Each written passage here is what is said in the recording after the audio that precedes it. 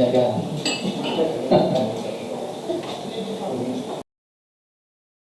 Good morning, everyone. Good morning. Before we start the pre-bid conference, first and foremost, the opening prayer to be led by our head procurement unit, Engineer Arnel Portales. Tayo po ay humingi ng pagbabasbas sa ating Panginoon. Hilingin po natin ang ikatatagumpay ng gawain ito. Sa ngalan ng Ama, ng Anak, ng Espiritu Santo. Amen. Panginoon, maraming salamat po. Muli ay pinagkatiwala ninyo sa amin ang gawain ito. Pinasasalamatan ka rin namin, Panginoon, sa patuloy niyong pagbibigay ng malusog na pangatawan at malinis na puso at malinis na kaisipan sa bawat isa sa amin. Maraming salamat din, Panginoon, sa patuloy ng pagtataguyod, pagbibigay ng biyaya sa bawat isa sa amin upang maitaguyod namin ang aming mga pamilya. Nasasalamatan ka rin namin, Panginoon, sa araw na ito, sa oras na ito, na nakarating po ang bawat isa dito sa venue na ito. Kasama po yung aming mga kontraktor na nag-attend dito sa gawain ito, Panginoon. Hiling po namin na basbasan po ninyo kami upang maging matagumpay ang gawain ito at patuloy niyo pong pagpalain ang bawat isa sa amin. Ang lahat po ng ito ay hinihiling namin sa pamamagitan ni Jesucristo, ang aming Panginoon. Amen.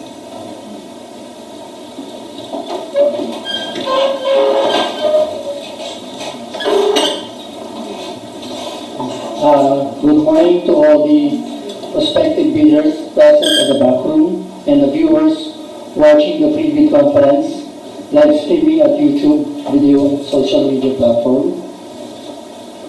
The Bids and Awards Committee back meeting for today, January 30, 2024, is now called to order.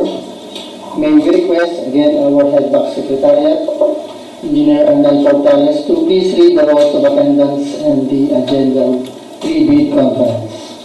Okay, good morning everyone. Good morning. Our attendance for today's meeting for the pre-bid conference of contract ID number 24EF0076 to 24EF0078. Today, January 30, 2024, as I call your name, please acknowledge. Sir Eugenio Arcaton, back Vice Chairman. Present. Sir Manuel Tabinga, back member. Sir Romel Cabadillas, back member. Ma'am Maria P. Cayaw, back member. Present. Yours truly, back secretariat, and Sir Abelardo Tupas. Okay, our contractors and their representative from Francel Construction Supplies and Trading, Ma'am Rodora May Leoncio, and Ma'am Rona Belviatora. Okay.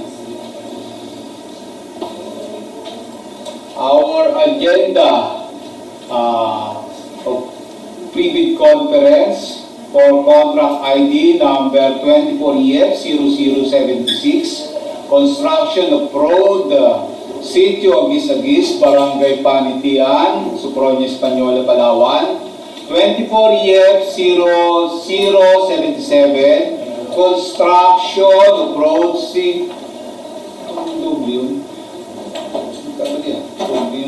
agenda. Okay, ang isang agenda. Construction of roads,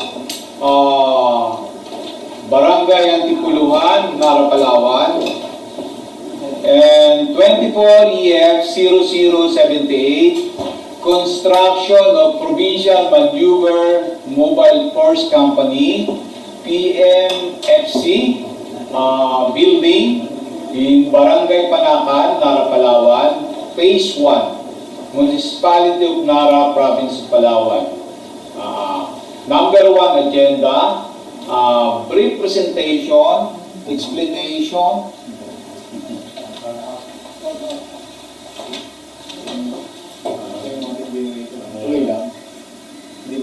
Okay lang. Okay lang. Sige, okay. Number 1 agenda, brief presentation, explanation by back of the following.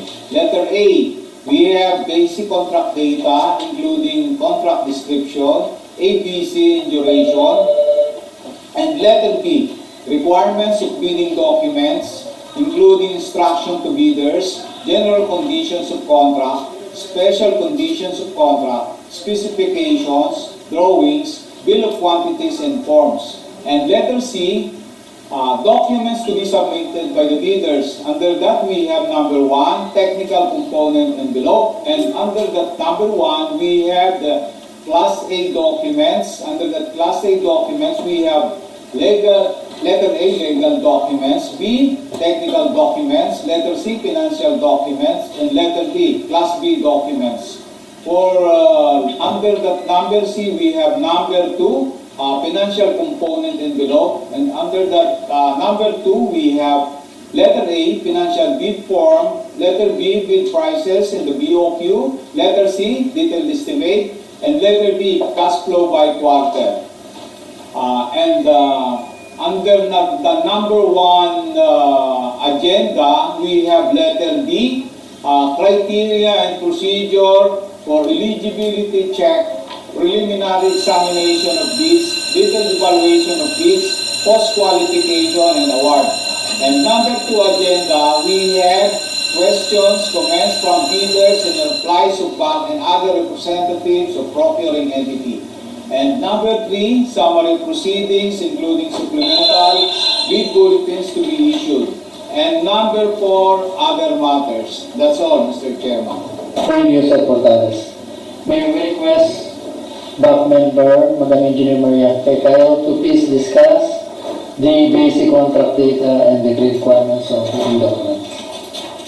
Yes, Mr. Vice Chairman. Good morning, everybody. Good morning. This morning, we have 3 projects on the basic contract data. First is the contract ID 24EF0076. Contract name, construction of road, Sitio, Agis-Agis. Contract location, Barangay Panitian, Sofronio, Espñola, Palawan. Brief description is the road concreting 5 meters width, 200 millimeters thick Portland cement concrete pavement, including drainage and miscellaneous structures. The approved budget for the contract or the ABC is 9,900,000. Source of funds is FY 2024 GAA.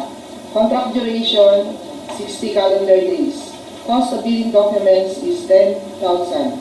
Pickup license for size range is small b. The next is contract ID 24EF0077.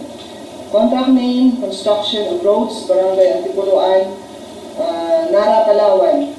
Brief description is the construction of 5 meters with 200 millimeters thick Portland cement concrete pavement, including drainage and miscellaneous structures. The approved budget for the contract for the ABC is 4,950,000. The source of funds is FY 2024 GAA. Contract duration is 42 calendar days. The cost of bidding documents is 5,000. Pickup license for size range is small b. Next is contract ID 24EF0078. Contract name is the construction of Provincial Maneuver Mobile Force Company, PNFC, building Barangay Palacan, Nara, Palawan, Phase 1. Contract location is Municipality of Nara, Province of Palawan. Brief description is the construction of 10 meters by 11 meters, 2-story building with roof deck. It's included 2 offices, storage, office supplies, toilets, 2 quarters, and 3 chamber septic vault. The approved budget for the contract is 5,942,000. The source of funds is the same as the FY 2024 GAA. Contract duration is 150 calendar days. Cost of bidding documents is 5,000. Pickup license for size range is small b. The next is the requirements of bidding documents, which include instruction to bidders, general conditions of contract, special conditions of contract, specifications, drawing, bill of quantities, and forms. For the instruction to bidders, the bidders must submit their technical and financial document, sealed envelope into one big envelope. All interested bidders may acquire a complete set of bidding documents at the Procurement Office, Unit Office, Back Building, Palawan 2nd DEO, Nara, Palawan, upon payment of applicable fee for bidding documents pursuant to the latest guidelines issued by the DPPD and the amount stated and the basic contract data, or it may also be downloaded free of charge from DPWH's website www.dpwh.gov.ph and from Philippine Government Electronic Procurement System or PhilGEP's website www.philgeps.gov.ph, provided that the bidder shall pay the applicable fee for the bidding documents not later than bid submissions. Bid submission may be done manually or electronically online. However, bidders should only select one mode of submission, either manual or electronic. Similar to manual submission, the guidelines for preparation and submission of electronic bid are obtained in the bidding documents. These must be received by the Back Secretariat 2 at DPWH, Building 2nd floor, Back Room, Nara, Palawan, for manual submission, or at electronic bids, Palawan 2 at dpwh.gov.ph for electronic submission. All bids must be accompanied by bid security in any of the acceptable forms and in the amount stated in ITD Clause 16. For bid submission, the contractor's representative shall submit the copy of contractor's registration certificate or CRC or SPA together with government-issued ID. Bid opening shall be on February 13, 2024, 10 a.m. at DPWH Building 2nd floor, Backroom, Nara, Palawan. Bid will be opened in the presence of the bidder's representatives who choose to attend the activity. Late bids shall not be accepted. For the general conditions of the contract or the GCC, the purpose is to provide standard terms and provisions to the contract applicable in all contracts in general without detailed information and data specific for the contract at hand. The GCC defines the contractual requirements and obligations of both the procuring entity and the contractor at hand. For the obligation of the procuring entity, we shall provide you with the plans, inspections, and tests. For the contractor's obligation, number 1 is to carry out works per contract in accordance with the plans and specification within contract duration. Number 2, contractors shall employ the key personnel indicating their designation in accordance with IPB Clause 10.3 and specified in the PDS to carry out the supervision of works. The procuring entity shall approve any proposed replacement of key personnel only if their relevant qualifications and abilities are equal to or better than those of the personnel listed in the schedule. Number 3 is the posting of performance security. This shall guarantee the contractor's performance in its contract obligations up to the certificate of acceptance after the tax liability period and upon submission of the required warranty security if acceptable. The performance security shall also guarantee the recoupment of any advance payment. It must be posted in favor of the procuring entity and shall be forfeited in the latter's favor if it is established that the winning bidder is in default in any of its obligations under the contract. The GCC shall remain unchanged. Hindi ito pwede baguhin kaya meron tayo po special conditions of contract. The purpose is to provide contract-specific information in relation to the corresponding clauses in the general conditions of the contract. The SCC shall specify contractual requirements linked to the special circumstances of the procuring entity and works procured. some contents of the SCC are the intended completion start date, required description of works, type of structures and warranty period, amount and schedule of advance payment. Contractors' key personnel equipment requirements are stated in the bid data sheets. For the specifications, the specifications shall reflect necessary minimum requirements. It should promote the broadest possible competition while assuring structural integrity and performance of the structure. For the DPWH contracts, DPWH standard specifications for public works and highways or the Grupo, it shall be the basis standard to be met by the materials and works to be performed. For Volume 2,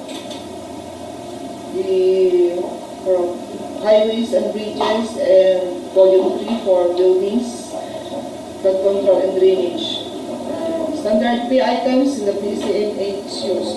Modifications in the DPWH standard specifications shall be the special provisions of the contract at hand. For the drawings, ito po yung ating plano. It varies with the type and nature of the contract and works involved. It represents in accordance with accepted national and international standards and practices for infrastructure contracts based on detailed engineering. This form part of design outputs. It consists of layouts, plans, profiles, elevation, sections, citation, and perspective in sufficient detail and scale, complemented by specs, enable the bidder or the contractor to gain clear, accurate presentation of required works. It is also a reference or guide in the implementation of project. For the bill of quantities or the BOQ, purpose is to provide sufficient information and the quantities of works to be performed under contract at hand, to enable the bidder to prepare bids efficiently and accurately. Yung BOQ po natin ay may 6 columns. Columns 1 to 4 is to be filled out by the procuring entity, and columns 5 to 6 to be filled up by the bidder. The bidder shall not change the estimates under pay item, which is column 1, description in column 2, unit in column 3, and quantity in column 4, which are set by the procuring entity for each item in the BOQ. The bidder shall indicate each unit bid price in words and figures in column 5, and its total bid price in column 6. Kailangan po magkatugma ang inyong words and in figures. The TWG will check your submitted BOQ from posted BOQ. Any discrepancy in your submitted BOQ is modification of bidding documents and it is patently insufficient. Lagi rin po mag-update ng posting sa PDFs na yun. Baka meron po tayong bid bulletin. For the forms, lahat ng ating forms ay standard and updated at lahat na ating bidding requirements, documents na ito ay nakapost sa PDFs and UPWH's website na pwede niyo po i-download for free. That's all, Mr. Vice Chairman, for the requirements of bidding documents and the basic updating. Thank you, Engineer Kaya, for the information.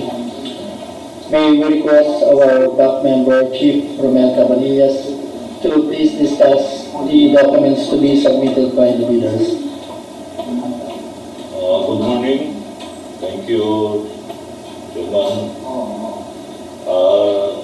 This is following are Class A documents. Legal documents, if not involved in CWA, the two documents shall be submitted by the bidder. Number 1, valid PIMJIPS registration certificate, platinum membership, all pages. Number 2, registration certificate from Securities Exchange Commission, Department of Trade and Industry, DTI, POSOL, Cooperative or Cooperative Development Authority, or Cooperative, or its equivalent document. Number 3, years of business permit issued by a city or municipality where the principal place of business of the prospective bidder is located, or the equivalent documents for exclusive economic zones or areas. Number 4, tax clearance per EO number 398/2005 as finally reviewed and approved by the Bureau of Internal Revenue as a PIR. Technical documents, statement of the prospective bidder of all its ongoing government and private contracts, including contracts awarded but not yet started. If any, whether similar or not similar, its nature is complicity to the contract to be bid. Statement of the bidder, single largest completed of contract, similar to the contract to be except under conditions provided under the rules. Number 3, Philippine Contractors Accreditation Board o PICAP license or special PICAP license in case of joint ventures and registration for the type of cost of the contract to be bid. Number 4, originally copy and bid security if the form of a security bond, submit also a certification issued by the insurance commissions.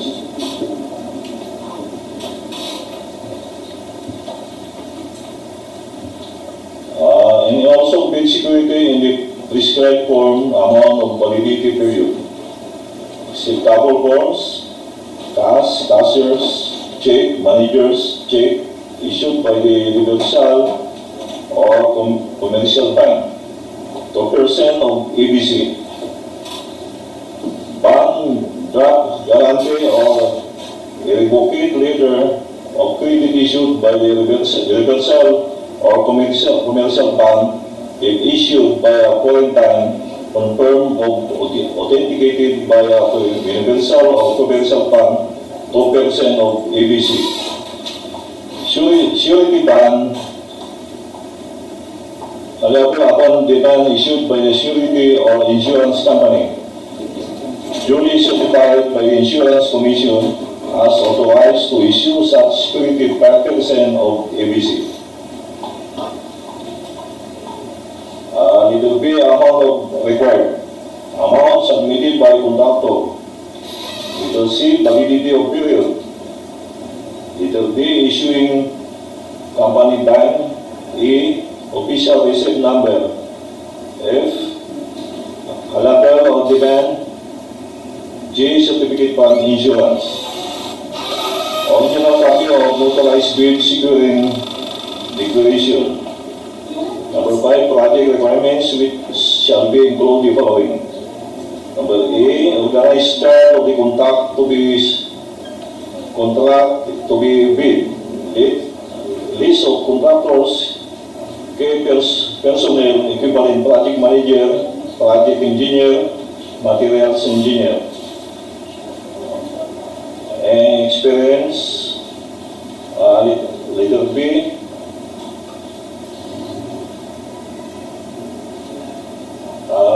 and a command to be assigned the contract to be bid with their complete qualification or experience data.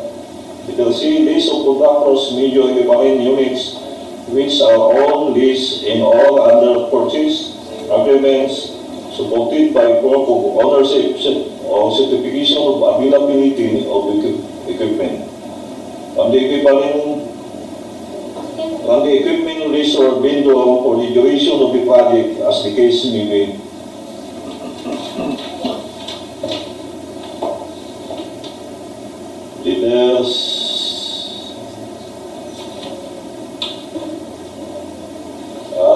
Number 6, original duly signed omnibus firm statement, if applicable, original notarized secretary certificate in case of corporation, partnership, or cooperative, or original special power of attorney of all members of the joint venture, giving full power and authority to its officer to sign the OSS and to act to the representative bidder. Next, financial documents. The prospective bidders audited financial statements showing, among others prospective bidders. Total and current assets and liabilities stand received by the BIR or its duly accredited and authorized institution for the preceding calendar year, which should not have less than 2 years from the date of submission, of bid submission rather. A prospective bidders computation of net financial contracting capacity or NFCC. Class B documents, if applicable, duly signed joint venture agreement in accordance with RA number 4566 and its IRR in case the joint venture is already existent. Duly authorized statements from all the potential joint venture partners stating that they will enter into a bid by the provision of the GBA in the instance that the bid is successful. Not any missing, incomplete or patently insufficient document in the above mentioned checklist is ground for outright rejection of the bid. That's all.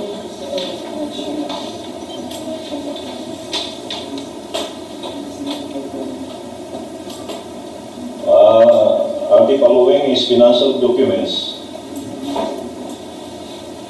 Number 1 is original of duly signed and accomplished financial bid form. Number 2, original duly signed bid prices and bill of quantity. Number 3, duly accomplished detailed estimates form including a summary sheets indicating the unit prices of construction, materials, labor rates in equipment rental use in coming up with the bid. Number 4, cash flow by quarter. That's all. Thank you. Thank you, Chief Cabanillas, for the information. May we request our back member, Chief Manuel Tabinga, to please discuss further the criteria and procedure for eligibility check, preliminary examination of bids, detailed evaluation of bids, cost, qualification, and award. Good morning, Mr. Chair, the Back Secretariat, members and our online viewers via live streaming in your Facebook page. These are the criteria and procedure for the examination and evaluation of bid proposals. 1. Eligibility. 2. Preliminary examination of bids. Detailed statement evaluation of bids. And 4. Post-qualification and reward. Eligibility. These are simultaneous processing of electronic eligibility and manual checking of submitted legal, technical, and potential documents. The manual checking of eligibility is a non-discretionary pass, fail, or presence and absence of required documents. Any missing or expired documents means ineligible. The Bids and Awards Committee will check manually the submitted legal and financial documents such as Brgy, Certificate of Registration, SIC, DTI, or CD registration, Mayor's and Business Permit, and Tax Clearance Certificate per Executive Order Number 398, Series of 2005. The financial documents such as audited financial statement and computation of financial contracting capacity in HCC. The Brgy registration be valid and platinum membership, complete in 3 pages, and all documents must be updated. Missing or expired documents means failed or ineligibility in manual eligibility. Electronic checking of eligibility. The authorized administrator user will process the electronic eligibility of the bidders using the system provided for CWA, Civil Works application. This is a database of contractors' legal, financial, and technical information. All bona fide contractors who wish to business with department are encouraged to enroll to the registry. The DAC will receive a copy of the electronic eligibility showing results of pass or fail in the legal, financial, and technical aspects. Third results to any aspects mean ineligible and electronic eligibility. So preliminary examination of bids. Bids, first envelope, technical documents. The box shall open the first envelope to determine the bidder's compliance for eligibility. Technical and financial documents required as prescribed in IFR 9184. Again, the checklist of the certain that they are present using the non-discretionary criterion as stated in instruction to bidders. If a bidder submitted the required documents, it shall be rated pass. For that particular requirements, bids that fail to include any requirements or are incomplete or patently insufficient shall be rated as failed. Any missing documents means failed or automatically disqualified. Statement of the prospective bidder of all ongoing government and private contracts, including award contract that not yet started, should be declared and filled out in the prescribed format. Certification of compliance and laboratory equipment issued by the head of the technical working group must be present.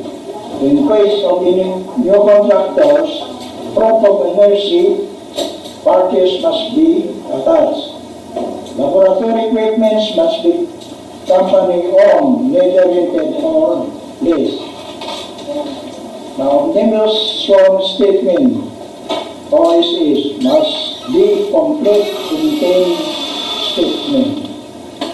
Failure to comply with these requirements should also result to the outright disqualification of your bid proposal. Second envelope, financial documents. Same as with the first envelope, non-discretionary pass, fail criteria, or presence and absence of documents. Any missing documents means fail. If present means pass. After determining compliance in the first envelope and rated pass, the box shall open the second envelope. For bidders whose first envelopes were rated failed, the second envelope will not be opened. It will be returned to the bidder or any authorized representative and opened. In case any of the requirement in second envelope is missing, incomplete, or patently insufficient, and or if the submitted total bid price exceeds ABC shall be rated failed. The ABC shall be the upper limit of ceiling for the prices. Only bids that contain all bids requirements of both components shall be rated pass. The above item is opening and preliminary stage.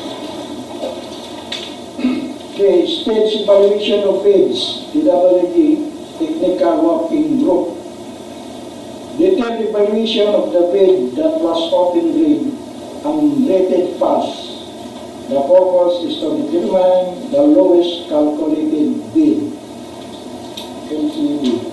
To establish correct calculated prices of bids. Ranking calculated total bid from lowest to highest. Criteria. The complete list of bid will be checked. All blanks in form must be properly filled up. Procedure. The TWG will check all requirements items in bidding documents. This includes the following: 1. Unit price or cost of item. BOQ. 4, 5, and 6. Placing no price can consider as non-responsive while specifying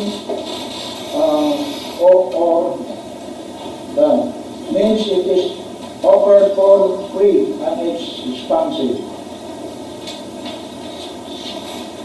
Minor arithmetical correction in case of discrepancies between a bid price versus bid prices in words will prevail. The total price per item versus unit price per item quantity.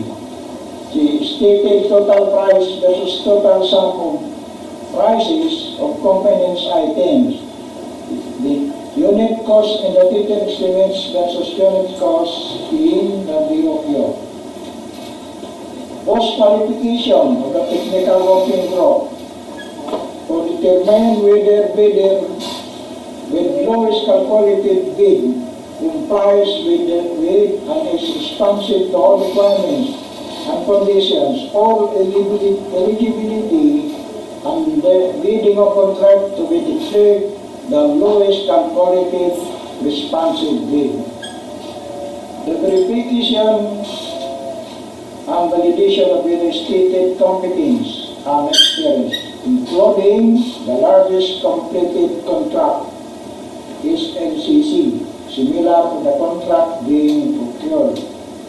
The verification of competence and experience of the bidder state personnel to be assigned to the contract as against the minimum requirements under the data sheet. A proposed personnel is an employee of the bidder and working on another project at the same time of the bidding. The bidder shall submit a certification that the personnel will be pulled out from the ongoing project once the bidder is awarded the contract. So she will be replaced with another person with equal or greater qualifications as certified by the head of implementing office. Pursuant to the Development Order number 1 series of 2012. The proposed personnel and replacement must be named in the bidding document. Verification and probability of commitment and or inspection and testing of the requirement capacities and operating conditions of major equipment unit to be owned, this and then purchased by the bidder for the use in the contract bidding. The technical working group will be conduct verification to all government and private offices to validate the performance of the bidder of its all ongoing and awarded projects with the lowest calculated bid. If any of these contracts show a reported negative slippage of at least 15% in a single contract, or a reported negative slippage of at least 10% in two or more contracts. 3. Failure of the contract performance repair on ongoing contracts within 7 days and to complete the within 30 days after receipt of the procuring entity office of the defects and deficiencies. Failure of the contractor to commence repair works on contracts with pending certificate of acceptance within 30 days and to complete the works within 90 days after receipt of the procuring entity's notice of defects and failures. 5. Substandard quality of works as per contract specification. Unsatisfactory performance of the contract obligation as per contract terms and conditions at the time of inspection. Liquidated damages currently imposed on the contract. Letter E, the results of contractor performance evaluation system should also be considered by the concerned bank in determining the responsiveness of the contractor's bid before any award of the contract can take place as stated in item 12.5 Annex of the 2016 revised IRR over E9184. If the bank determines the bidder with the lowest calculated bid, higher bids passes all criteria for post-qualification, it shall declare the said bid as the lowest calculated responsive. However, the bank shall then recommend to the head of the procuring entity the awarding of contract to the bidders with the lowest calculated and responsive bid. The board shall approve or disapprove the recommendations of the board within a period not exceeding 7 days, 7 calendar days from determination and declaration by the bank of LCRB.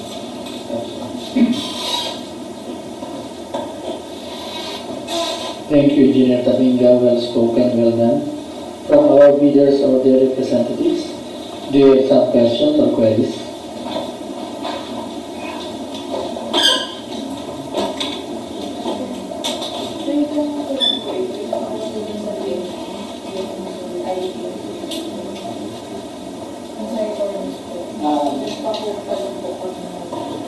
With regards to Sitio,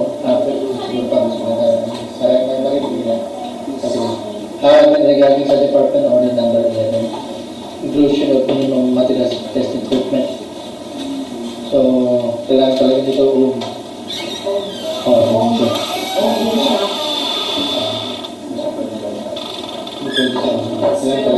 Hindi pa na-inspection ng receipt. Yung kasi wala pa na yung Purchase kayo ng official receipt ng purchase for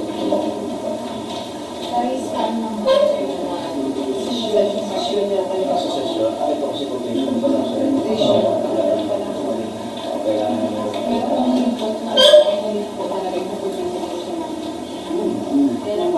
kailangan makapag-purchase ka niya. Kasi hanapin natin ng technical working group yung kanalang ng inspection.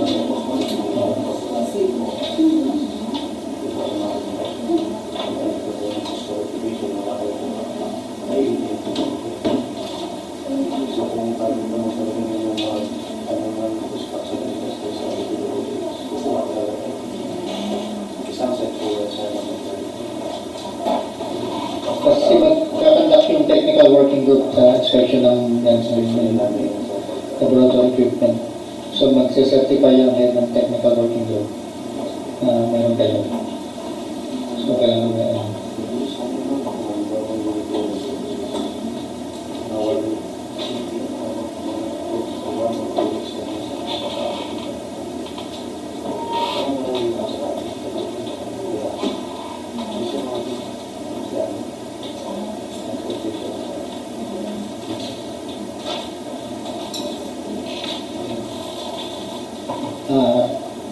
may question pa?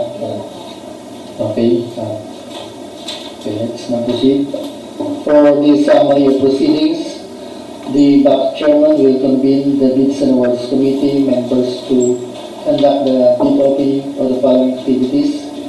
The first activity is the preliminary examination of the technical component, followed by eligibility checking, results generated from through civil works applications. Then the next activity is the preliminary examination of financial component, and finally the announcement of the results by reading the abstract of bids. Engineer Portales, do you have supplemental bids bulletin issued?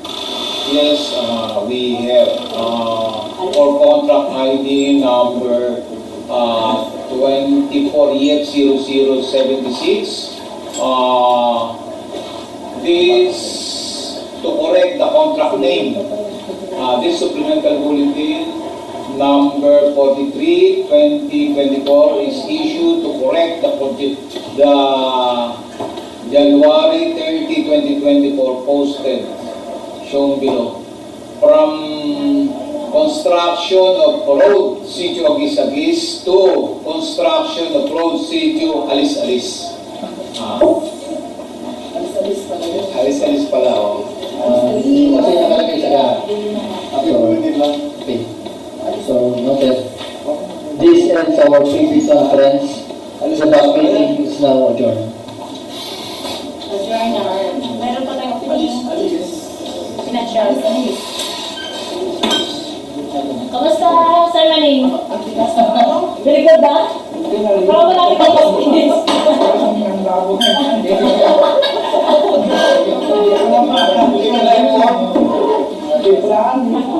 Ano,